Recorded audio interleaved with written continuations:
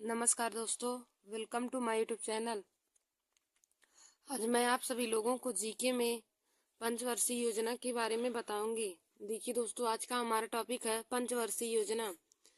देखिए दोस्तों, पंचवर्षीय योजना SSC, GD, CGL, UPP, RRB, NTPC और सभी कंपटीशन की परीक्षाओं के लिए जीके में एक महत्वपूर्ण टॉपिक है। पंचवर्षीय योजना से संबंधित क्वेश्चन हर बार ही कंपटीशन की परीक्षाओं में पूछे जाते हैं। तो देखिए दोस्तों, एसएससी जीडी का पेपर इस समय हो रहा, तो उसमें भी पंचवर्षीय योजना से संबंधित क्वेश्चन पूछे जा रहे हैं। तो आप लोग हमारे इस वीडियो को जरूर देख लीजिए और अपने दोस्तों में भी शेयर कर लीजिए। तो दोस्तों, आप लोग हेडिंग डालेंगे पंचवर्षीय योजना, हेडिंग डालेंगे पंचवर्षीय योजना, तो हम इसमें आप लोगों को बताएंगे पंचवर्षीय योजना क्या था, उसको कौन लागू किया था, कब लागू हुआ था और पंचवर्षीय योजना का मुख्य कारण लागू करने का क्या था। तो दोस्तों, आप लोग हेडिंग डाल लीजिए पंचवर्षीय योजना। इसमें लिखेंगे भारत के प्रथम प्रधानमंत्री पंडित जवाहरलाल नेहरू ने सन 1951 ईस्वी में, भारत के प्रथम प्रधानमंत्री पंडित जवाहरलाल नेहरू ने सन 1951 ईस्वी में देश में आर्थिक विकास को गति देने के लिए पंचवर्षीय योजना की शुरुआत की थी। देखिए दोस्तों, यदि पूछे कि भारत में पंचवर्षीय योजना की शुरुआत किस प्रधानमंत्री ने की थी, तो आप लोग बताएंगे भारत के प्रथम प्रधानमंत्री पंडित जवाहरलाल नेहरू ने भारत में पंचवर्षीय योजना की शुरुआत की थी और पंचवर्षीय योजना की शुरुआत सन 1951 ईस्वी में हुआ था। देखिए दोस्तों, यदि कंपटीशन की परीक्षा में पूछे कि पंचवर्षीय योजना की शुरुआत कब की गई थी, भारत में किस सन में पंचवर्षीय योजना की शुरुआत की गई या फिर पहली पंचवर्षीय योजना कब लागू किया गया था, तो दोस्तों आप लोग बताएंगे सन 1951 ईस्वी में भारत में पहली पंचवर्षीय योजना लागू किया गया था। तो दोस्तों, यदि पूछे कि भारत के कौन से प्रधानमंत्री ने पंचवर्षीय योजना को लागू किया था, तो आप बताएंगे भारत के प्रथम प्रधानमंत्री पंडित जवाहरलाल नेहरू ने सन 1951 ईस्वी में देश में आर्थिक विकास को गति देने के लिए पंचवर्षीय योजना की शुरुआत की थी। लेकिन मोदी सरकार ने देश के विकास को नई दिशा देने के उद्देश्य से योजना आयोग को समाप्त कर इसकी स्थान पर 1 जनवरी 2015 ईस्वी को नीति आयोग की स्थापना की थी। देखिए दोस्तों, भारत के प्रथम प्रधानमंत्री पंडित जवाहरलाल नेहरू ने सन 1951 ईस्वी में देश में आर्थिक विकास को गति देने के लिए पंचवर्षीय योजना की शुरुआत की थी। लेकिन मोदी सरकार ने देश के विकास को नई दिशा देने के उद्देश्य से योजना आयोग को समाप्त कर उसके स्थान पर 1 जनवरी 2015 ईस्वी को नीति आयोग की स्थापना की थी। देखिए दोस्तों, जब पंडित जवाहरलाल नेहरू ने 1951 ईस्वी में पंचवर्षीय योजना को शुरुआत की थी, देश की आर्थिक दशा को, आर्थिक स्थिति को देखते हुए उन्होंने देश के सुधार के लिए या देश के आर्थिक विकास को गति देने के लिए उन्होंने पंचवर्षीय योजना की जब शुरुआत की, तो उसके बाद मोदी सरकार ने उस योजना आयोग को बंद करके बल्कि उसके स्थान पर 1 जनवरी 2015 ईस्वी को नीति आयोग की स्थापना की थी। और भारत में पहली पंचवर्षीय योजना सन 1951 ईस्वी में शुरू हुई थी। यदि पूछे कि भारत में पंचवर्षीय योजना कब शुरू की गई थी, तो आप बताएंगे कि भारत में पहली पंचवर्षीय योजना सन 1951 ईस्वी में शुरू की गई थी और पंडित जवाहरलाल नेहरू ने भारत में पंचवर्षीय योजना की अवधारणा पेश की थी। यदि पूछे कि पंचवर्षीय योजना की अवधारणा किसने की पेश की थी, तो आप बताएंगे पंडित जवाहरलाल नेहरू। भारत में पंचवर्षीय योजना की अवधारणा किसने पेश की थी, तो दोस्तों आप लोग बताएंगे कि पंडित जवाहरलाल नेहरू ने भारत में पंचवर्षीय योजना की अवधारणा पेश की थी। और यदि पूछे कि भारत के वह पहले प्रधानमंत्री कौन थे जिन्होंने पंचवर्षीय योजना की शुरुआत की थी, तो आप बताएंगे पंडित जवाहरलाल नेहरू। देखिए दोस्तों, पंडित जवाहरलाल नेहरू भारत के प्रथम प्रधानमंत्री थे और इन्होंने ही देश की आर्थिक स्थिति को और गति देने के लिए, देश की विकास को गति देने के लिए इन्होंने सन 1951 ईस्वी में एक पंचवर्षीय योजना की अवधारणा पेश की थी। फिर हम देखेंगे कि भारत ने रूस देश से पंचवर्षीय योजना को अपनाया था। पंचवर्षीय योजना को रूस देश से भारत में अपनाया गया। यदि पूछे कि भारत में पंचवर्षीय योजना कहाँ से अपनाया गया था या फिर किस देश से अपनाया गया था, तो आप बताएंगे रूस देश से भारत में पंचवर्षीय योजना को अपनाया गया था। फिर हम आगे देखेंगे कि जोसेफ स्टालिन भारत के प्रथम व्यक्ति थे। जोसेफ स्टालिन प्रथम व्यक्ति थे जिन्होंने सोवियत संघ में सन 1928 ईस्वी में पंचवर्षीय योजना को लागू किया था। देखिए दोस्तों, जोसेफ स्टालिन प्रथम व्यक्ति वह थे जिन्होंने सोवियत संघ में सन 1928 ईस्वी में पंचवर्षीय योजना को लागू किया था। फिर हम आगे देखेंगे कि पंचवर्षीय योजना बनाने का मुख्य कार्य क्या था। तो देखिए दोस्तों, पंचवर्षीय योजना बनाने का मुख्य कार्य योजना आयोग का था। पंचवर्षीय योजना बनाने का मुख्य कार्य किसका था? तो दोस्तों, पंचवर्षीय योजना बनाने का मुख्य कार्य योजना आयोग का था।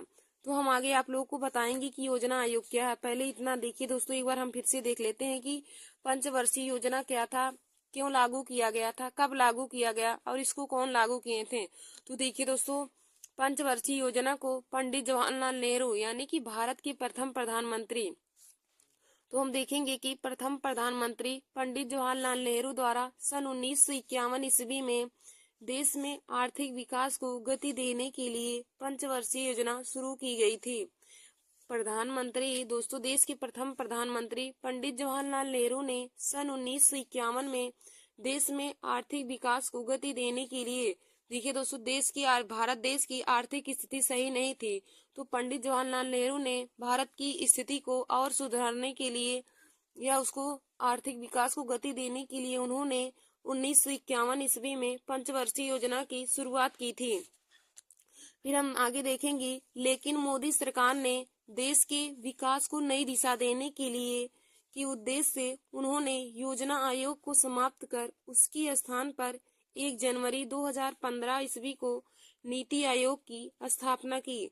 देखिए दोस्तों, जब पंडित जवाहरलाल नेहरू ने पंचवर्षीय योजना की शुरुआत की, उसके बाद मोदी सरकार ने देश के विकास को नई दिशा देने के लिए योजना आयोग के स्थान पर योजना आयोग को समाप्त करके उसके स्थान पर 1 जनवरी 2015 ईस्वी को नीति आयोग की स्थापना की थी।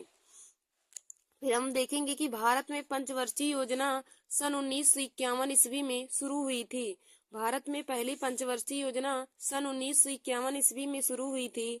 पंडित जवाहरलाल नेहरू ने भारत में पंचवर्षीय योजना की अवधारणा पेश की थी। फिर हम आगे देखेंगे कि भारत ने रूस देश से पंचवर्षीय योजना को अपनाया था। भारत ने रूस देश से पंचवर्षीय योजना को अपनाया था। फिर आगे हमारा है कि जोसेफ स्टालिन भारत के प्रथम व्यक्ति थे। जोसेफ स्टालिन प्रथम व्यक्ति थे जिन्होंने सोवियत संघ में सन 1928 ईस्वी में पंचवर्षीय योजना को लागू किया। जोसेफ स्टालिन प्रथम व्यक्ति थे जिन्होंने सोवियत संघ में 1928 ईस्वी में पंचवर्षीय योजना को लागू किया। फिर हम आगे देखेंगे कि पंचवर्षीय योजना बनाने का मुख्य कार्य था कि योजना आयोग का था। पंचवर्षीय योजना बनाने का मुख्य कार्य योजना आयोग का था। तो देखिए दोस्तों, हमने आप लोगों को पंचवर्षीय योजना के बारे में बताया। तो देखिए, इससे संबंधित क्वेश्चन क्या क्या पूछा जाता है, आप लोग उसे नोट कर लीजिए। पहला क्वेश्चन हमारा यह बनता है कि भारत में पहली पंचवर्षीय योजना कब लागू की गई। तो आप बताएंगे भारत में पहली पंचवर्षीय योजना सन 1951 ईस्वी में लागू की गई। और हमारा दूसरा क्वेश्चन पूछा जाएगा कि भारत में पंचवर्षीय योजना की अवधारणा किसने पेश की थी। तो आप बताएंगे पंडित जवाहरलाल नेहरू भारत में पंचवर्षीय योजना की अवधारणा पेश किए थे। यदि पूछे कि भारत में पंचवर्षीय योजना की अवधारणा किसने पेश की थी, तो आप बताएंगे पंडित जवाहरलाल नेहरू ने भारत में पंचवर्षीय योजना की अवधारणा को पेश किए थे। फिर यदि हमारा क्वेश्चन बने कि भारत ने किस देश से पंचवर्षीय योजना को अपनाया था, भारत ने किस देश से पंचवर्षीय योजना को अपनाया था, तो दोस्तों आप बताएंगे कि भारत ने रूस देश से पंचवर्षीय योजना को अपनाया था। भारत देश ने रूस देश से पंचवर्षीय योजना को अपनाया था। फिर दोस्तों हमारा अगला क्वेश्चन बन जाएगा कि वह कौन प्रथम व्यक्ति थे जिन्होंने सोवियत संघ में 1928 ईस्वी में पंचवर्षीय योजना को लागू किया। वह कौन प्रथम व्यक्ति थे जिन्होंने सोवियत संघ में 1928 ईस्वी में पंचवर्षीय योजना को लागू किया। तो दोस्तों आप बताएंगे जोसेफ स्टालिन प्रथम व्यक्ति थे जिन्होंने सोवियत संघ में 1928 ईस्वी में पंचवर्षीय योजना को लागू किया। फिर हमारा अगला क्वेश्चन बन जाएगा कि पंचवर्षीय योजना बनाने का मुख्य कार्य किसका था। उसमें हमारा क्वेश्चन ऑप्शन दे देगा नीति आयोग, योजना आयोग, या फिर हमारा और रूस देश से दे दिया और किसी से। तो दोस्तों पंचवर्षीय योजना बनाने का मुख्य कार्य योजना आयोग का था। आप लोग इस बात पर जरूर गौर करिए कि पंचवर्षीय योजना बनाने का मुख्य कार्य किसका था, तो योजना आयोग का था। और दोस्तों भारत में पहली पंचवर्षीय योजना 1951 ईस्वी में लागू की गई थी। यह भी बहुत ही महत्वपूर्ण क्वेश्चन बन जाता है। हर कंपटीशन की परीक्षाओं की दृष्टि से यह क्वेश्चन बहुत ही महत्वपूर्ण है कि भारत में पहली पंचवर्षीय योजना कब लागू की गई थी, या पंचवर्षीय योजना की शुरुआत भारत में कब हुई थी। तो आप बताएंगे कि भारत में पहली पंचवर्षीय योजना सन 1951 ईस्वी में शुरू की गई थी। तो दोस्तों आशा करती हूँ कि आप लोगों को पंचवर्षीय योजना के बारे में समझ में आया होगा। अब हम आगे आप लोगों को योजना आयोग के बारे में बताते हैं कि योजना आयोग क्या था। तो दोस्तों आप लोग हेडिंग डालेंगे योजना आयोग, इसमें लिखेंगे योजना आयोग का गठन 15 मार्च 1950 ईस्वी को हुआ था। योजना आयोग का गठन 15 मार्च 1950 ईस्वी को हुआ था। भारत के प्रधानमंत्री ही इसके अध्यक्ष होते हैं। भारत के प्रधानमंत्री ही इसके अध्यक्ष होते हैं। यानी कि योजना आयोग के पहले अध्यक्ष कौन थे, तो दोस्तों योजना आयोग के पहले अध्यक्ष पंडित जवाहरलाल नेहरू थे। योजना आयोग के पहले अध्यक्ष पंडित जवाहरलाल नेहरू और योजना आयोग के पहले उपाध्यक्ष गुलजारी लाल नंदा जी थे। दोस्तों यदि पूछे कि योजना आयोग के पहले अध्यक्ष कौन थे, तो आप बताएंगे योजना आयोग के पहले अध्यक्ष पंडित जवाहरलाल नेहरू थे, जो भारत के प्रथम प्रधानमंत्री भी थे। और इन्होंने ही भारत में पंचवर्षीय योजना की अवधारणा पेश की थी। भारत में पंचवर्षीय योजना की अवधारणा पंडित जवाहरलाल नेहरू ने ही पेश की थी। और यदि पूछे कि योजना आयोग के पहले अध्यक्ष कौन थे, तो आप बताएंगे योजना आयोग के पहले अध्यक्ष पंडित जवाहरलाल नेहरू थे। फिर हमारा अगला क्वेश्चन बन जाता है कि योजना आयोग के पहले उपाध्यक्ष कौन थे। तो दोस्तों योजना आयोग के पहले उपाध्यक्ष गुलजारी लाल नंदा जी थे। योजना आयोग के पहले उपाध्यक्ष गुलजारी लाल नंदा जी थे। फिर दोस्तों हम आगे देखेंगे राष्ट्रीय विकास परिषद यानी कि नेशनल डेवलपमेंट काउंसिल। राष्ट्रीय विकास परिषद जिसे हम इंग्लिश में बोलते हैं नेशनल डेवलपमेंट काउंसिल। तो दोस्तों आप लोग हेडिंग डाल लीजिए राष्ट्रीय विकास परिषद। तो इसमें आप लोग लिखिएगा इसका गठन 6 अगस्त 1952 ईस्वी को किया गया। राष्ट्रीय विकास परिषद यानी कि नेशनल डेवलपमेंट काउंसिल, इसका गठन 6 अगस्त 1952 ईस्वी में किया गया था। इसका मुख्य उद्देश्य था कि योजना आयोग द्वारा लागू की गई पंचवर्षीय योजना को ठीक तरह से संचालित करना था। देखिए दोस्तों राष्ट्रीय विकास परिषद का मुख्य उद्देश्य क्या था कि योजना आयोग के द्वारा लागू की गई पंचवर्षीय योजना को ठीक तरह से संचालित करना था। राष्ट्रीय विकास परिषद नेशनल डेवलपमेंट काउंसिल, इसका गठन 6 अगस्त 1952 ईस्वी को किया गया था। इसका मुख्य उद्देश्य था कि योजना आयोग के द्वारा लागू की गई पंचवर्षीय योजना को ठीक तरह से संचालित करना था। देखिए दोस्तों यदि क्वेश्चन पूछे कि राष्ट्रीय विकास परिषद का गठन कब किया गया, राष्ट्रीय विकास परिषद यानी कि नेशनल डेवलपमेंट काउंसिल का गठन कब किया गया, तो आप बताएंगे 6 अगस्त 1952 ईस्वी को राष्ट्रीय विकास परिषद का गठन किया गया। और पूछे कि क्वेश्चन की राष्ट्रीय विकास परिषद का मुख्य उद्देश्य क्या था, तो आप बताएंगे राष्ट्रीय विकास परिषद का मुख्य उद्देश्य था कि योजना आयोग के द्वारा लागू किया गया पंचवर्षीय योजना को ठीक तरह से संचालित करना या फिर उसको सभी जगह पर बताना, फैलाना ही उस राष्ट्रीय विकास परिषद का मुख्य उद्देश्य था। और दोस्तों यदि पूछे कि योजना आयोग का गठन कब किया गया, तो आप बताएंगे योजना आयोग का गठन 15 मार्च 1950 ईस्वी को हुआ था। योजना आयोग का गठन 15 मार्च 1950 ईस्वी को हुआ था, जिसके पहले अध्यक्ष पंडित जवाहरलाल नेहरू जी थे और पहले उपाध्यक्ष गुलजारी लाल नंदा जी थे। फिर दोस्तों आप लोग आगे एक सारणी बना लीजिए जिसमें हमने सभी पंचवर्षीय योजना के बारे में बताया है। तो आप लोग यहाँ पे हेडिंग ऊपर डालेंगे पंचवर्षीय योजना। तो देखिए दोस्तों पंचवर्षीय योजना कब से कब हुआ था, तो पंचवर्षीय योजना की शुरुआत सन 1951 ईस्वी से हुआ था और इसका पंचवर्षीय योजना 1951 से 2017 ईस्वी तक चला था। पंचवर्षीय योजना 1951 ईस्वी से शुरू होकर 2017 ईस्वी तक लागू हुआ था। तो देखिए दोस्तों, हम इसमें आप लोगों को एक एक पंचवर्षीय योजना के बारे में बताते हैं। आप लोग ऐसी सारणी बनाकर अपनी कॉपी में नोट कर लीजिए, क्योंकि देखिए दोस्तों, पंचवर्षीय योजना से संबंधित क्वेश्चन हर कंपटीशन की परीक्षाओं में पूछा जाता है। और एसएससी जीडी के लिए तो यह बहुत ही महत्वपूर्ण टॉपिक है। एसएससी जीडी की परीक्षा की दृष्टि से यह बहुत ही महत्वपूर्ण टॉपिक है। तो देखिए दोस्तों, हमारा पहला क्या है, पहली पंचवर्षीय योजना। देखिए, पहले आप जान लीजिए कि पंचवर्षीय योजना कब से कब तक चला था।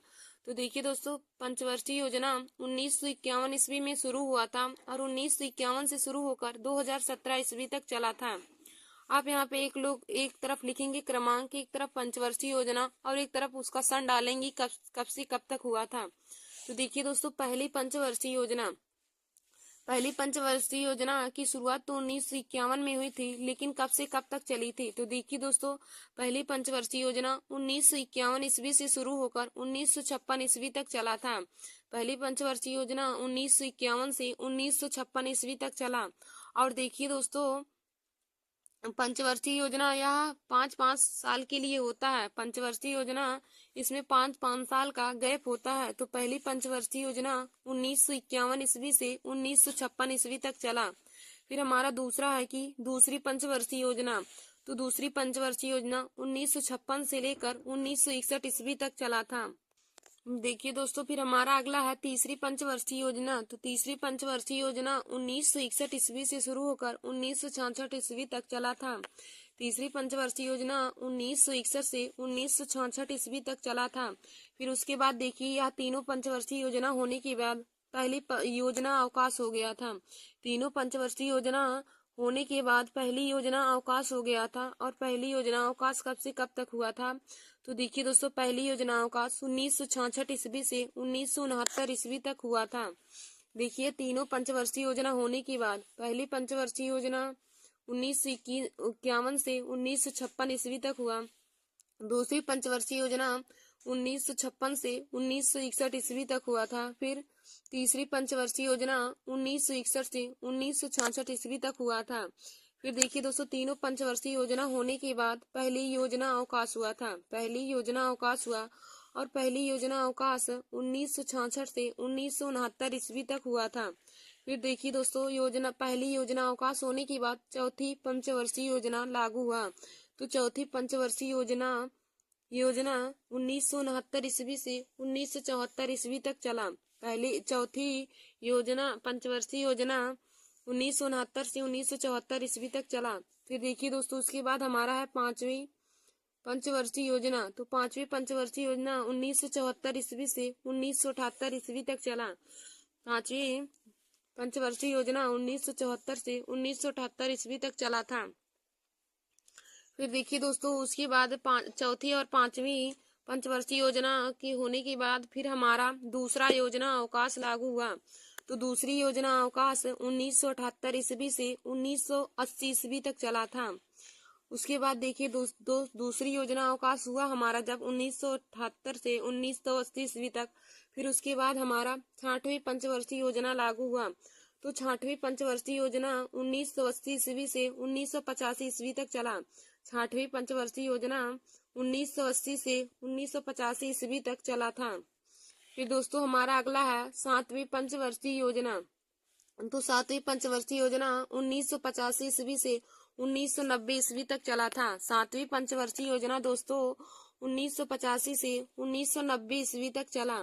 फिर देखिए दोस्तों, सातवीं पंचवर्षीय योजना होने के बाद तीसरी योजना अवकाश हुआ था। तो तीसरी योजना अवकाश 1990 ईस्वी से 1992 ईस्वी तक चला। तीसरी योजना अवकाश 1990 से 1922 ईस्वी तक चला। फिर देखिए दोस्तों, तीसरी योजना अवकाश होने के बाद फिर हमारा अगला क्या है, आठवीं पंचवर्षीय योजना। तो आठवीं पंचवर्षीय योजना 1992 ईस्वी से 1997 ईस्वी तक चला। फिर नौवीं पंचवर्षीय योजना 1997 ईस्वी से 2002 ईस्वी तक चला। फिर हमारा अगला है 10वीं पंचवर्षीय योजना। तो देखिए दोस्तों, 10वीं पंचवर्षीय योजना 2002 से 2007 ईस्वी तक चला था। 10वीं पंचवर्षीय योजना 2002 से 2007 ईस्वी तक चला था। फिर हमारा अगला है 11वीं पंचवर्षीय योजना। तो देखिए दोस्तों, 11वीं पंचवर्षीय योजना 2007 ईस्वी से 2012 ईस्वी तक चला था। फिर हमारा अगला है 12वीं पंचवर्षीय योजना। तो 12वीं पंचवर्षीय योजना 2012 ईस्वी से 2017 ईस्वी तक चला था। तो दोस्तों हमने आप लोगों को पंचवर्षीय योजना का सारणी भी बता दिया है। तो देखिए दोस्तों, पंचवर्षीय योजना हमारा 1951 से 2017 ईस्वी तक चला था। पंचवर्षीय योजना 1951 से शुरू होकर 2017 ईस्वी तक चला था। तो देखिए दोस्तों, हमारा पहली पंचवर्षीय योजना 1951 से 1956 ईस्वी तक चला। दूसरी पंचवर्षीय योजना 1956 से 1961 ईस्वी तक। फिर तीसरी पंचवर्षीय योजना 1961 से 1966 ईस्वी तक चला था। फिर दोस्तों, तीनों पंचवर्षीय योजना होने के बाद हमारा पहली योजना अवकाश पड़ा। तो पहली योजना अवकाश 1966 से 1969 ईस्वी तक हुआ था। पहली योजना अवकाश 1966 से 1969 ईस्वी तक चला।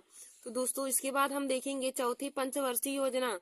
तो चौथी पंचवर्षीय योजना 1969 से 1974 ईस्वी तक चला था।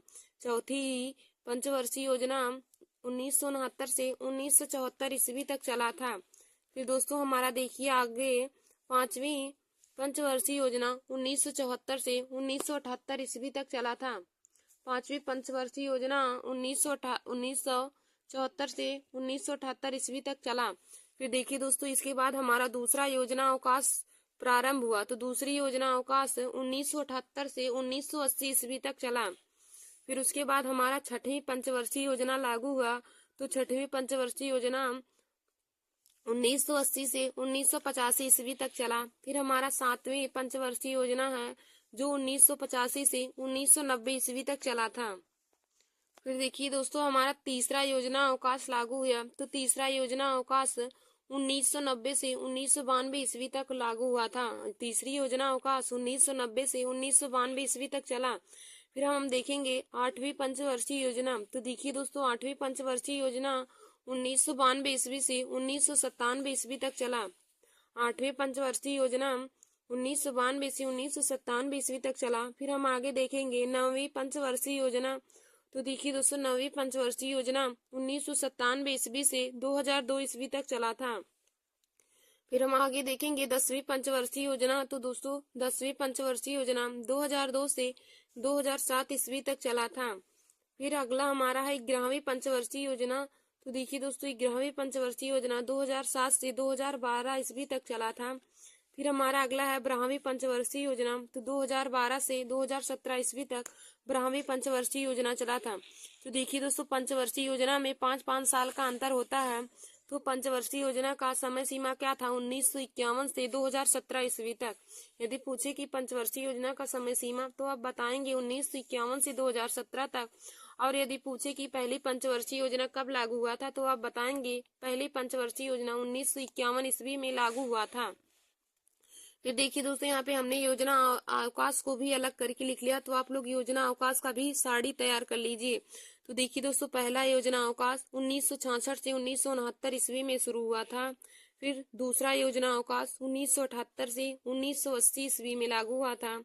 और तीसरा योजना अवकाश 1990 से 1992 ईस्वी तक चला। तो दोस्तों, आप लोग इसे अपने कॉपी में जरूर नोट कर लीजिए और पंचवर्षीय योजना का सारणी आप लोग जरूर बना लीजिए दोस्तों, क्योंकि यार कंपटीशन की परीक्षाओं के लिए बहुत ही महत्वपूर्ण है।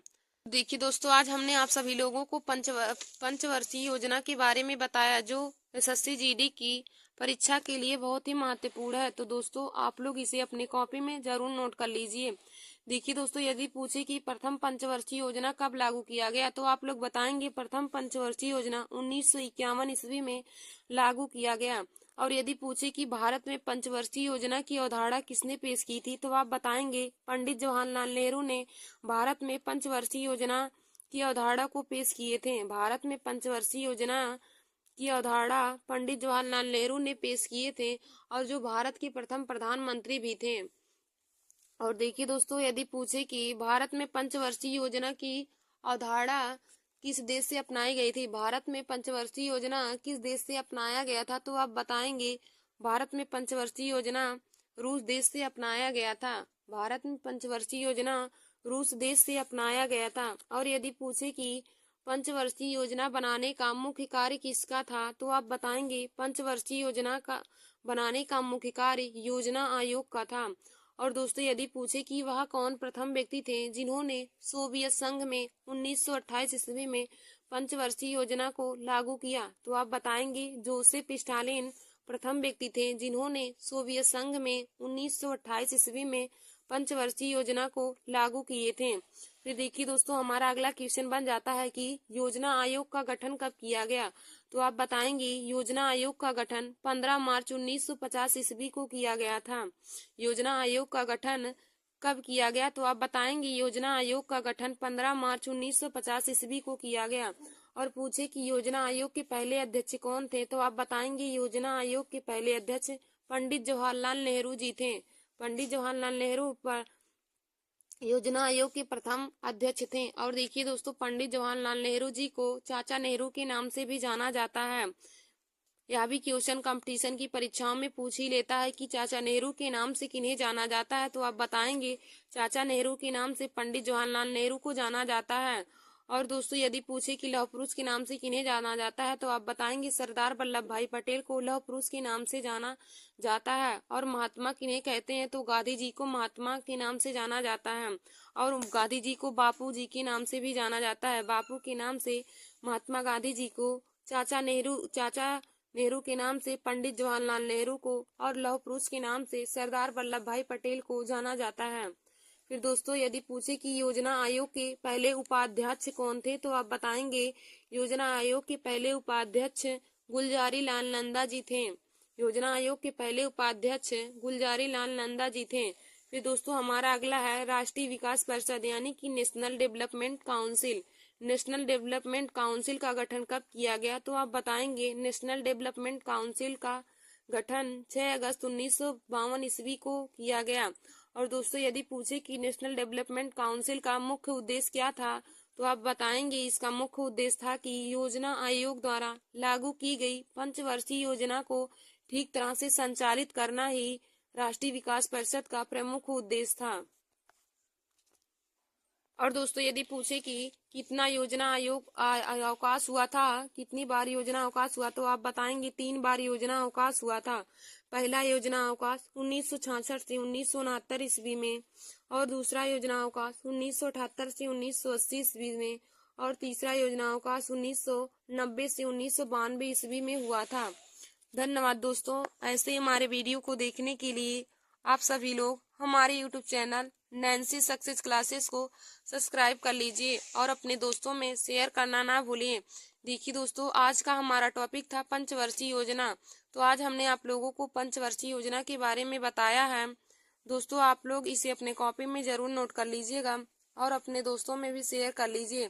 देखिए दोस्तों, यहाँ SSC GD, RRB, NTPC, UPP और सभी कंपटीशन की परीक्षाओं के लिए बहुत ही महत्वपूर्ण है, क्योंकि जीके में पंचवर्षीय योजना वाला टॉपिक बहुत ही महत्वपूर्ण है। धन्यवाद दोस्तों। नमस्कार दोस्तों, welcome to my YouTube channel. आज मैं आप सभी लोगों के लिए जनरल साइंस में महत्वपूर्ण क्वेश्चन लेकर आए हूँ। देखिए दोस्तों, जनरल साइंस हर कंपटीशन की परीक्षाओं में पूछे जाते हैं और क्लास 10 और क्लास 12 के स्टूडेंट के लिए भी यह वीडियो बहुत ही महत्वपूर्ण है। देखिए दोस्तों, क्लास 10 के सब्जेक्ट बायोलॉजी में भी इसी प्रकार के क्वेश्चन बोर्ड एग्जाम की परीक्षा में पूछे जाते हैं। तो आप लोग हमारे इस वीडियो को जरूर देख लीजिए और अपने दोस्तों में भी शेयर कर लीजिए। तो देखिए दोस्तों, हमारा पहला क्वेश्चन है कि मानव शरीर की सबसे बड़ी ग्रंथि कौन सी है। मानव शरीर की सबसे बड़ी ग्रंथि कौन सी है, तो देखिए दोस्तों, मानव शरीर की सबसे बड़ी ग्रंथि यकृत ग्रंथि है। इसका राइट आंसर हो जाएगा यकृत। फिर हमारा अगला क्वेश्चन है कि इंसुलिन की कमी से उत्पन्न रोग कौन सा है। इंसुलिन की कमी से कौन सा रोग उत्पन्न होता है, तो देखिए दोस्तों, इंसुलिन की कमी से डायबिटीज रोग यानी कि जिसे हम शुगर कहते हैं, तो इंसुलिन की कमी से शुगर रोग होता है। देखिए दोस्तों, जिस व्यक्ति के अंदर इंसुलिन की कमी होती है तो उसे डायबिटीज रोग यानी कि शुगर रोग हो जाता है। और शुगर को हम मधुमेह रोग भी कहते हैं। शुगर को डायबिटीज या शुगर या फिर मधुमेह रोग, तीनों ही उसी का नाम है।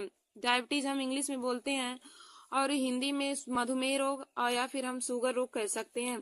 तो दोस्तों, इंसुलिन की कमी से उत्पन्न रोग हो जाएगा मधुमेह या डायबिटीज। फिर हमारा अगला क्वेश्चन है कि शरीर में गैसों का विनिमय किस अंग से होता है? शरीर में गैसों का विनिमय किस अंग से होता है? तो देखिए दोस्तों, शरीर में गैसों का विनिमय फेफड़ों से होता है। शरीर में गैसों का विनिमय फेफड़ों के द्वारा होता है। फिर हमारा अगला क्वेश्चन है कि वृक्क की कार्यात्मक इकाई क्या है? वृक्क की कार्यात्मक इकाई क्या है? तो देखिए दोस्तों, वृक्क की कार्यात्मक इकाई नेफ्रॉन है।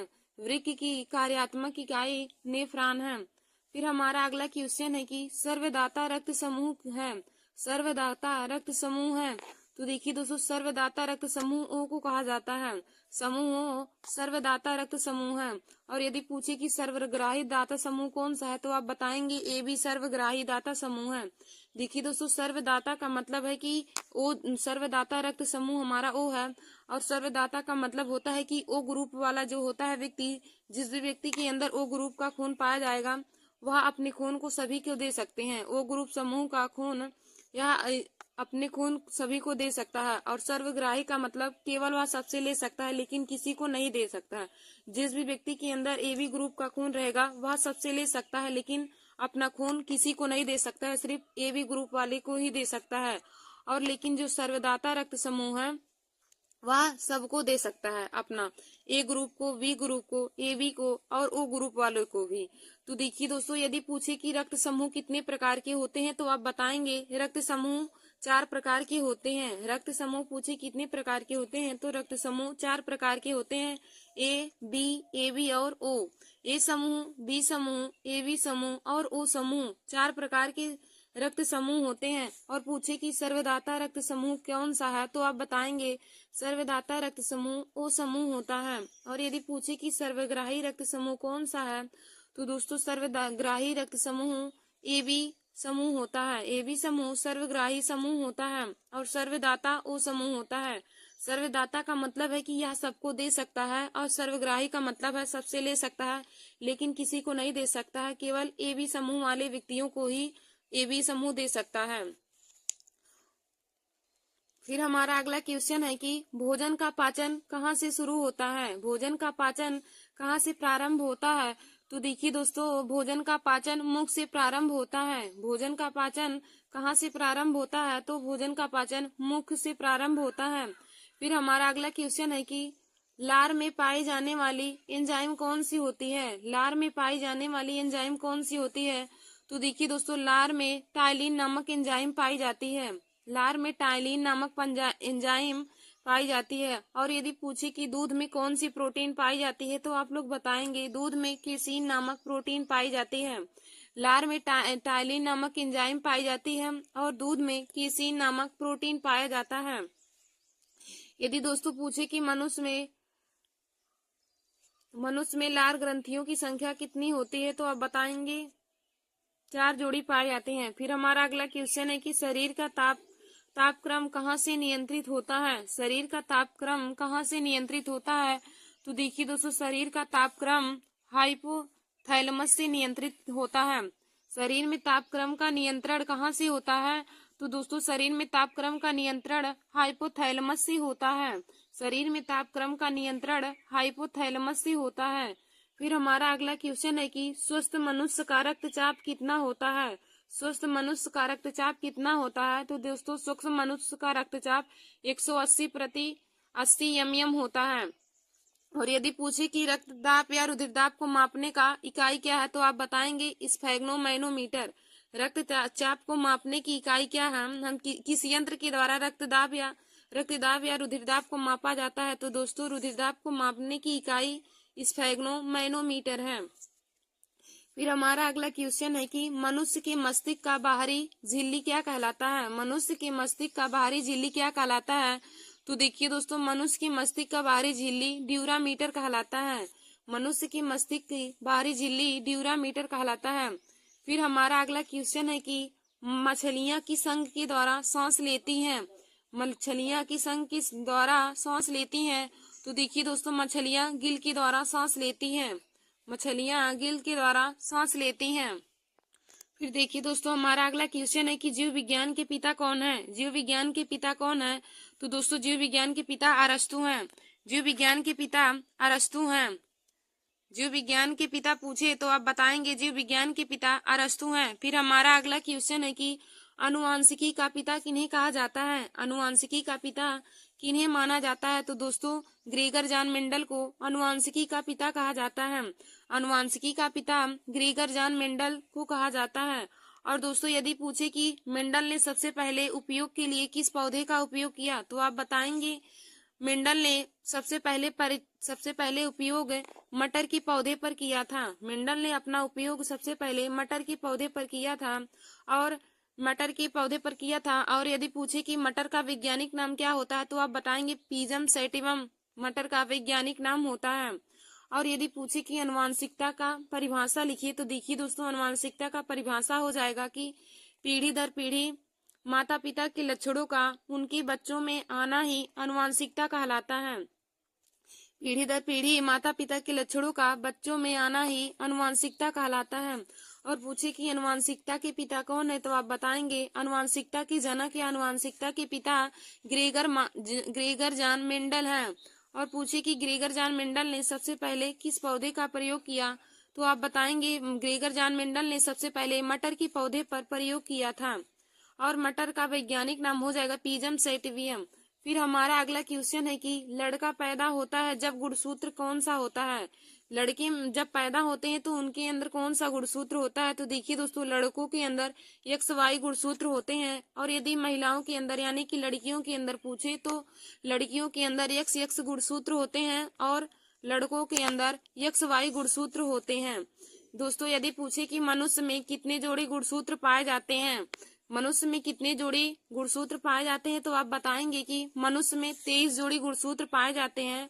और यदि संख्या में पूछे तो आप बताएंगे संख्या में 46 होते हैं और जोड़ी में 23 जोड़ी गुणसूत्र मनुष्यों में पाए जाते हैं।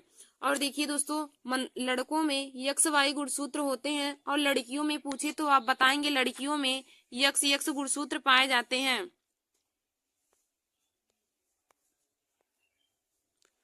फिर देखिए दोस्तों हमारा अगला क्वेश्चन है कि जीन का सर्वप्रथम प्रयोग किसने किया? जीन शब्द का प्रयोग सबसे पहले किसने किया? तो दोस्तों डॉक्टर हरगोविंद खुराना ने सबसे पहले जीन का प्रयोग किया था। जीन का प्रयोग सर्वप्रथम किसने किया? तो आप बताएंगे हरगोविंद खुराना ने सबसे पहले जीन का प्रयोग किया था। फिर हमारा एक अगला क्वेश्चन है कि रक्त किस प्रकार का ऊतक है? रक्त किस प्रकार का ऊतक है? तो देखिए दोस्तों रक्त एक तरल संयोजी ऊतक है। रक्त किस प्रकार का ऊतक है? तो आप बताएंगे रक्त एक तरल संयोजी ऊतक है। और यदि पूछे कि रक्त का पीएच मान कितना होता है, तो आप बताएंगे रक्त का पीएच मान 7.4 होता है। रक्त का पीएच मान 7.4 होता है। और रक्त किस प्रकार का ऊतक है? तो रक्त एक तरल संयोजी ऊतक है। और दोस्तों यदि रक्त समूह पूछे कि रक्त समूह कितने प्रकार के होते हैं, तो आप बताएंगे रक्त समूह 4 प्रकार के होते हैं। Number A, number BB, number C AB समूह, number D O group O समूह। तो देखिए दोस्तों यदि पूछे कि सर्वदाता रक्त समूह कौन सा होता है, तो आप बताएंगे O सर्वदाता रक्त समूह है। और यदि पूछे कि सर्वग्राही रक्त समूह कौन सा है, तो आप बताएंगे AB सर्वग्राही रक्त समूह है और O सर्वदाता रक्त समूह है। फिर हमारा अगला क्वेश्चन है कि हीमोग्लोबिन में पाया जाता है। हीमोग्लोबिन में पाया जाता है तो देखिए दोस्तों हीमोग्लोबिन में RBC पाया जाता है, यानी कि लाल रुधिर कणिका, रेड ब्लड सर्कुलेशन। RBC का फुल फॉर्म हो जाएगा रेड ब्लड सर्कुलेशन, यानी कि लाल रुधिर कणिकाएं हीमोग्लोबिन में पाए जाते हैं। फिर हमारा अगला क्वेश्चन है कि किस ग्रंथि को मास्टर ग्रंथि कहते हैं? किस ग्रंथि को मास्टर ग्रंथि कहते हैं? तो देखिए दोस्तों प्यूटरिड ग्रंथि को मास्टर ग्रंथि भी कहते हैं। प्यूटरिड ग्रंथि को मास्टर ग्रंथि कहते हैं। फिर हमारा अगला क्वेश्चन है कि मानव शरीर में हड्डियों की संख्या कुल कितनी होती है? मानव शरीर में कुल हड्डियों की संख्या कितनी होती है? तो देखिए दोस्तों मानव शरीर में कुल हड्डियों की संख्या 206 होती है। मानव शरीर में हड्डियों की संख्या 206 होती है। और देखिए दोस्तों अगला आगे हमारा है मात्रक। यहाँ पे हमने कुछ मात्रक भी आप लोगों को बताएंगे। तो देखिए दोस्तों बल का मात्रक क्या होता है? तो बल का मात्रक न्यूटन होता है। बल का मात्रक न्यूटन होता है। कार्य का मात्रक जूल होता है। चाल का मात्रक मीटर प्रति सेकेंड होता है। चाल या वेग का मात्रक पूछे तो आप दोनों का मात्रक, चाल और वेग दोनों का मात्रक मीटर प्रति सेकेंड होता है। फिर हमारा अगला है दूरी का मात्रक। तो देखिए दोस्तों, दूरी का मात्रक मीटर होता है। फिर हमारा अगला क्वेश्चन है कि समय का मात्रक। तो देखिए दोस्तों, समय का मात्रक सेकेंड होता है। समय का मात्रक सेकेंड होता है। फिर हमारा अगला है वेग का मात्रक। तो देखिए दोस्तों, हमने ऊपर आप लोगों को बताया वेग या चाल का मात्रक पूछे तो दोनों का मात्रक मीटर प्रति सेकेंड होता है। वेग या चाल दोनों का मात्रक मीटर प्रति सेकेंड हो जाएगा। फिर हमारा अगला क्वेश्चन है कि त्वरण का मात्रक। तो देखिए दोस्तों, त्वरण का मात्रक मीटर प्रति सेकेंड स्क्वायर होता है। त्वरण का मात्रक है मीटर प्रति सेकेंड स्क्वायर होता है। फिर हमारा अगला क्वेश्चन है कि विस्थापन का मात्रक। तो देखिए दोस्तों, विस्थापन का मात्रक मीटर होता है। विस्थापन या दूरी का मात्रक पूछे तो दोनों का मात्रक मीटर होता है। फिर हमारा अगला क्वेश्चन है कि ऊर्जा का मात्रक। तो देखिए दोस्तों, ऊर्जा का मात्रक जूल होता है। ऊर्जा का मात्रक जूल होता है। और यदि ऊष्मा का मात्रक पूछे तो आप बताएंगे ऊष्मा का मात्रक कैलोरी होता है। ऊर्जा का मात्रक जूल होता है और ऊष्मा का मात्रक कैलोरी होता है। देखिए दोस्तों, यदि ऊर्जा की परिभाषा पूछे तो आप बताएंगे कार्य करने की क्षमता को ही ऊर्जा कहते हैं। कार्य करने की क्षमता को ही ऊर्जा कहते हैं। तो ऊर्जा का मात्रक जूल हो जाएगा। और यदि ऊष्मा का मात्रक पूछे तो आप बताएंगे ऊष्मा का मात्रक कैलोरी होता है। फिर हमारा अगला है ताप का मात्रक। तो देखिए दोस्तों, ताप का मात्रक केल्विन होता है। धन्यवाद दोस्तों, ऐसे ही हमारे वीडियो को देखने के लिए और जीके के महत्वपूर्ण क्वेश्चन को पाने के लिए और जनरल साइंस के भी आप सभी लोग हमारे YouTube channel Nancy success classes को सब्सक्राइब कर लीजिए। नमस्कार दोस्तों, welcome to my YouTube channel. आज मैं आप सभी लोगों के लिए जीके में महत्वपूर्ण टॉपिक लेकर आए हूँ। तो देखिए दोस्तों, आज का हमारा यह टॉपिक है कि सौर मंडल से संबंधित प्रश्न। आज मैं आप सभी लोगों को सौर मंडल से संबंधित प्रश्न को सॉल्व कराऊंगी। तो देखिए दोस्तों, यह हर कंपटीशन की परीक्षाओं में पूछे जाते हैं। एसएससी जीडी है, सीजीएल, यूपीपी है, RRB, NTPC, group D, railway और सभी कंपटीशन की परीक्षाओं में जीके के क्वेश्चन पूछे जाते हैं। तो देखिए दोस्तों, सौर मंडल से भी संबंधित क्वेश्चन हमारा हर बार ही कंपटीशन की परीक्षाओं में पूछे जाते हैं। तो देखिए दोस्तों, आज का हमारा यह वीडियो बहुत ही महत्वपूर्ण है। तो मैं आप सभी लोगों को सौर मंडल से संबंधित प्रश्न आप लोगों को बताऊंगी कि सौर मंडल से संबंधित कौन कौन से प्रश्न कंपटीशन की परीक्षाओं में पूछे जाते हैं। तो दोस्तों, आप लोग हमारे इस वीडियो को पूरा जरूर देख लीजिएगा और इसको अपने कॉपी में नोट कर लीजिएगा। तो देखिए दोस्तों, हमारा यहाँ पे पहला क्वेश्चन दिया है कि सौर मंडल की खोजकर्ता। सौर मंडल की खोजकर्ता कौन किए थे? तो सौर मंडल की खोजकर्ता है कापरनिकस। सौर मंडल की खोजकर्ता कौन है? तो देखिए दोस्तों, सौर मंडल की खोजकर्ता कापरनिकस है। तो इसका राइट आंसर हो जाएगा कापरनिकस। फिर हमारा अगला क्वेश्चन है कि सौर मंडल में सबसे बड़ा ग्रह कौन है? सौर मंडल में सबसे बड़ा ग्रह कौन है? तो देखिए दोस्तों, सौर मंडल में सबसे बड़ा ग्रह बृहस्पति है। सौर मंडल में या सौर मंडल का सबसे बड़ा ग्रह बृहस्पति है। और सौर मंडल का सबसे छोटा ग्रह पूछे तो सबसे छोटा ग्रह बुध होता है और सबसे बड़ा ग्रह बृहस्पति होता है।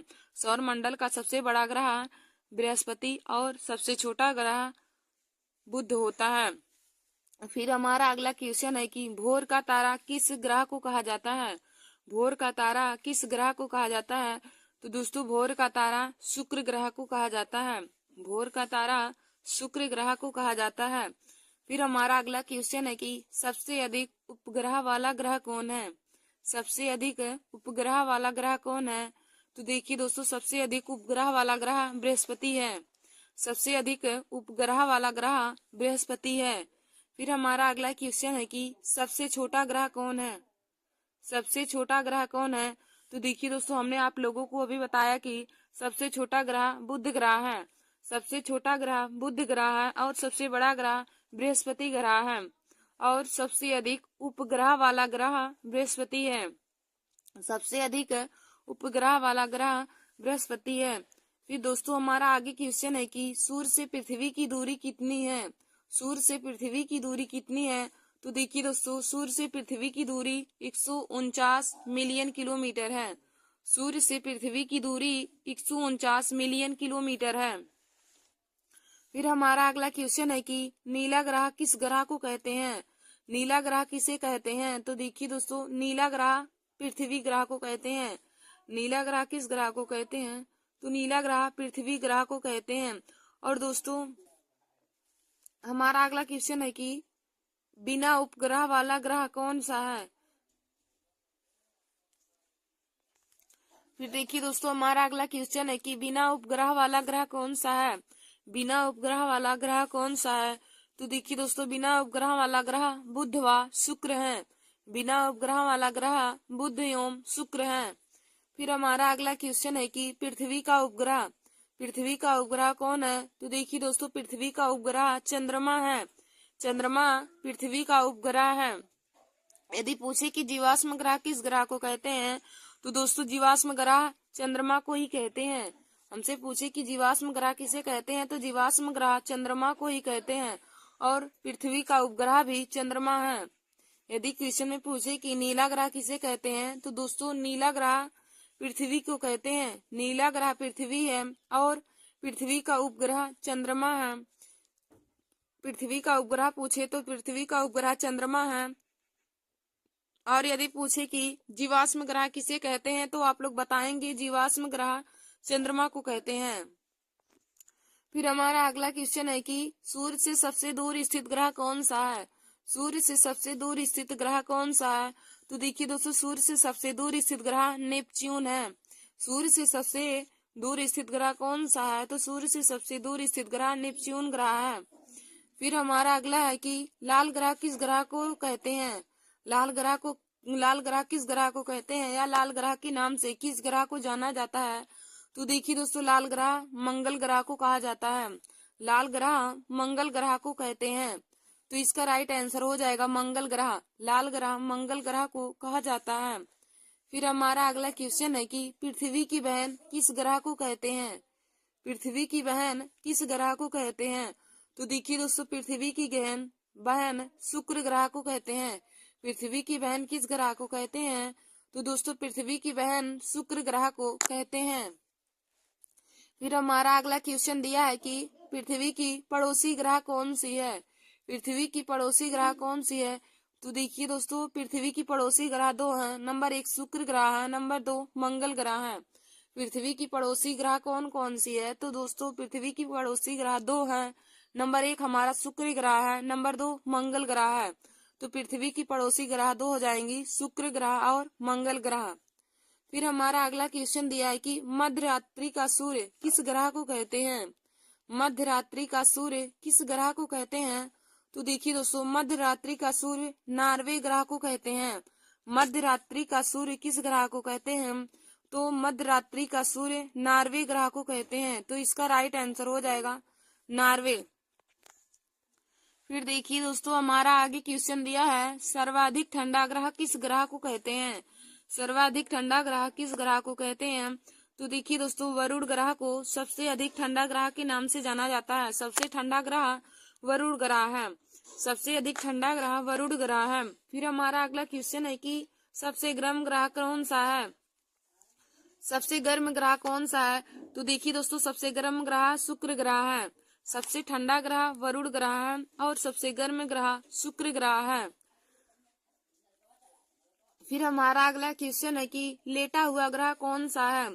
लेटा हुआ ग्रह कौन सा है? तो देखिए दोस्तों लेटा हुआ ग्रह अरुण यानी कि यूरेनस है, जिसको इंग्लिश में यूरेनस कहते हैं अरुण। तो लेटा हुआ ग्रह अरुण ग्रह है।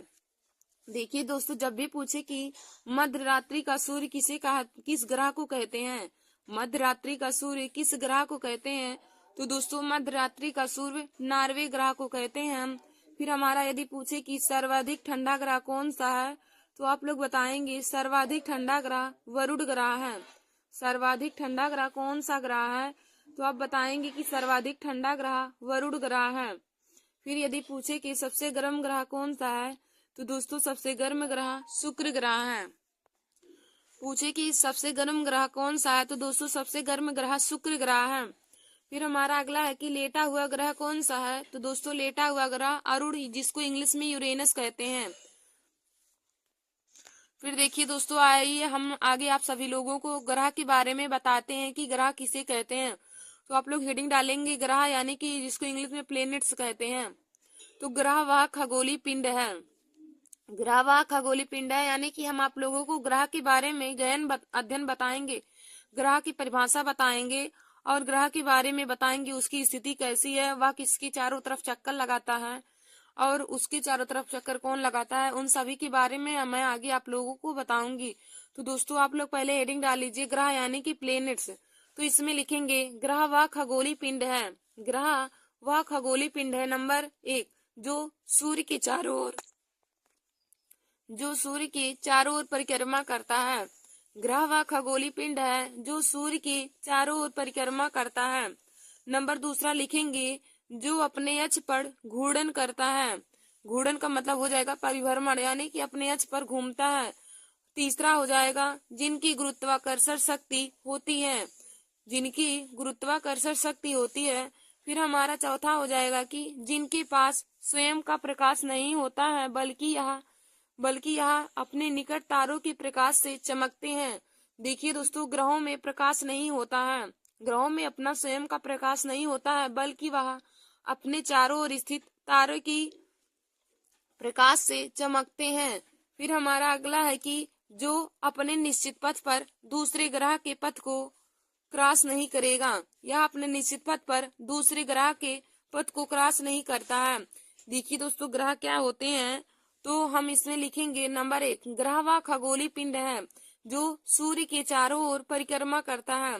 देखिए दोस्तों, ग्रह वह खगोलीय पिंड होता है जो सूर्य के चारों ओर परिक्रमा करता है, यानी कि सूर्य के चारों ओर चक्कर लगाता है। और नंबर दूसरा हो जाएगा कि जो अपने अक्ष पर घूर्णन करता है, यानी कि अपने अक्ष पर घूमता है। फिर हमारा अगला हो जाएगा कि जिनकी गुरुत्वाकर्षण शक्ति होती है, जिनकी गुरुत्वाकर्षण शक्ति होती है। फिर नंबर 4 हमारा हो जाएगा कि जिनके पास स्वयं का प्रकाश नहीं होता है, जिनके पास स्वयं का प्रकाश नहीं होता है, बल्कि ये अपने निकट उपस्थित तारों के प्रकाश से चमकते हैं। देखिए दोस्तों, ग्रहों में अपना प्रकाश नहीं होता है, बल्कि ये अपने निकट स्थित तारों के प्रकाश से चमकते हैं। फिर हमारा अगला हो जाएगा कि जो अपने निश्चित पथ पर दूसरे ग्रहों के पथ को क्रॉस नहीं करते हैं। फिर देखिए दोस्तों, आगे हमने फिगर बनाया यहाँ पे ग्रहों। तो ग्रह 8 प्रकार के होते हैं। नंबर 1 बुध ग्रह, शुक्र ग्रह, पृथ्वी ग्रह, मंगल ग्रह। बुध ग्रह, शुक्र ग्रह, पृथ्वी ग्रह, मंगल ग्रह। और यह देखिए दोस्तों, यह चारों ग्रह हमारा सूर्य के सबसे नजदीक होते हैं। तो सूर्य के सबसे नजदीक बुध है, फिर शुक्र, पृथ्वी, फिर मंगल। फिर देखिए दोस्तों, इधर हमारा फिर बृहस्पति, शनि, अरुण और वरुण। यह सभी 8 प्रकार के ग्रह होते हैं। यदि ग्रह पूछे कि सौरमंडल में कितने ग्रह होते हैं, तो देखिए दोस्तों, पहले हमारा 9 ग्रह था, लेकिन वर्तमान में हमारा 7 ग्रह हो गया है, 8 ग्रह। तो हमारा है बुध, शुक्र, पृथ्वी, मंगल, बृहस्पति, शनि, अरुण और वरुण ग्रह। देखिए दोस्तों, हमारा पहला है बुध ग्रह, दूसरा है शुक्र ग्रह, तीसरा पृथ्वी ग्रह, चौथा मंगल ग्रह, पांचवा बृहस्पति ग्रह, छठवां शनि ग्रह, सातवां अरुण ग्रह और आठवां हमारा वरुण ग्रह है। और देखिए दोस्तों, यदि हमसे आंतरिक ग्रह पूछे कि आंतरिक ग्रह कितने प्रकार के होते हैं, तो आंतरिक ग्रह 4 प्रकार के हैं। और आंतरिक ग्रह कौन कौन से हैं चारों, तो हमारा बुध ग्रह, शुक्र ग्रह, पृथ्वी ग्रह और मंगल ग्रह। यह चारों ग्रह हमारे आंतरिक ग्रह हैं, यानी कि पार्थिव ग्रह। चारों ग्रह हमारे आंतरिक ग्रह हैं। बुध ग्रह, शुक्र ग्रह, पृथ्वी ग्रह और मंगल ग्रह, यह सभी चारों हमारे आंतरिक ग्रह हैं। और दोस्तों देखिए, बाह्य ग्रह कौन कौन से हैं, तो बाह्य ग्रह हैं बृहस्पति ग्रह, शनि ग्रह, अरुण ग्रह और वरुण ग्रह। अरुण ग्रह और वरुण ग्रह यह बाह्य ग्रह हैं। तो 4 प्रकार के आंतरिक ग्रह हैं और 4 प्रकार के बाह्य ग्रह हैं, जिनको हम पार्थिव ग्रह और जोवियन ग्रह भी कहते हैं। तो आंतरिक ग्रह को पार्थिव ग्रह के नाम से जाना जाता है और बाह्य ग्रह को जोवियन ग्रह के नाम से जाना जाता है। देखिए दोस्तों, हमारे 4 प्रकार के आंतरिक ग्रह हैं और 4 हमारे बाह्य ग्रह हैं। तो आंतरिक ग्रह में है नंबर 1 बुध ग्रह, नंबर 2 शुक्र ग्रह, नंबर 3 पृथ्वी ग्रह, नंबर 4 मंगल ग्रह है। और देखिए दोस्तों, बाह्य ग्रह में हमारे चारों कौन कौन से हैं, तो बाह्य ग्रह में हमारा पहला है बृहस्पति ग्रह, दूसरा है हमारा शनि ग्रह, तीसरा हमारा अरुण ग्रह है और चौथा हमारा वरुण ग्रह है। तो आंतरिक ग्रह को पार्थिव ग्रह और बाह्य ग्रह को जोवियन ग्रह के नाम से भी जाना जाता है। तो आइए दोस्तों, हम आप लोगों को आंतरिक ग्रह और बाह्य ग्रह में क्या अंतर है उसको बताएंगे। तो आप लोग हेडिंग डाल लीजिए, एक तरफ आंतरिक ग्रह या पार्थिव ग्रह और दूसरी तरफ हेडिंग डाल लेंगे जोवियन ग्रह या फिर बाह्य ग्रह। तो कॉलम बना के आप लोग इसमें लिखेंगे। तो पहले लिखेंगे आंतरिक ग्रह में, तो इसमें लिखेंगे नंबर 1, यह ग्रह सूर्य के नजदीक हो, यह ग्रह सूर्य के नजदीक है।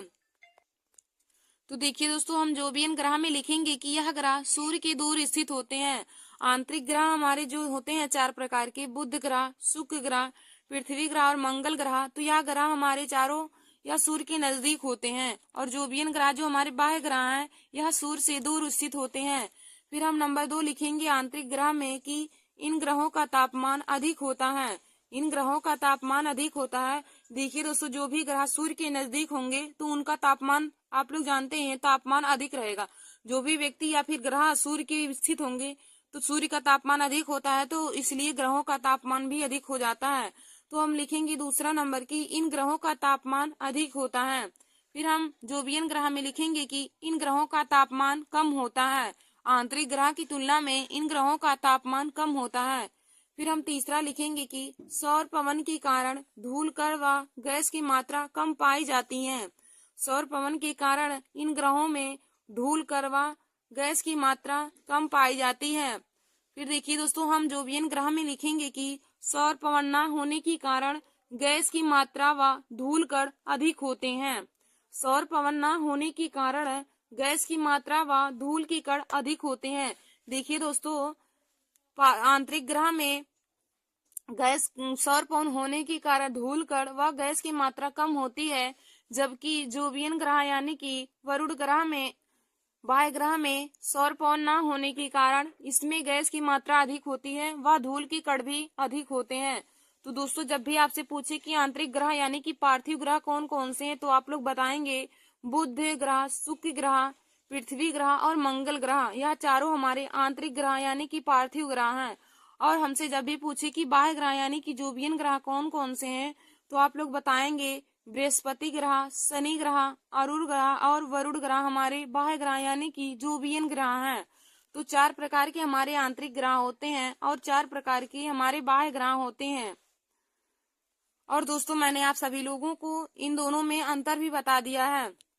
तो दोस्तों, जितना मैंने आज आप सभी लोगों को क्वेश्चन बताया है और ग्रह के बारे में बताया है और आंतरिक और बाह्य ग्रह के बारे में अंतर और उसके बारे में बताया है, तो आप सब लोग उसको अपनी कॉपी में जरूर नोट कर लीजिए। धन्यवाद दोस्तों। ऐसे हमारे वीडियो को देखने के लिए आप सभी लोग हमारे YouTube channel Nancy success classes को सब्सक्राइब कर लीजिए और अपने दोस्तों में शेयर करना ना भूलिए। धन्यवाद दोस्तों।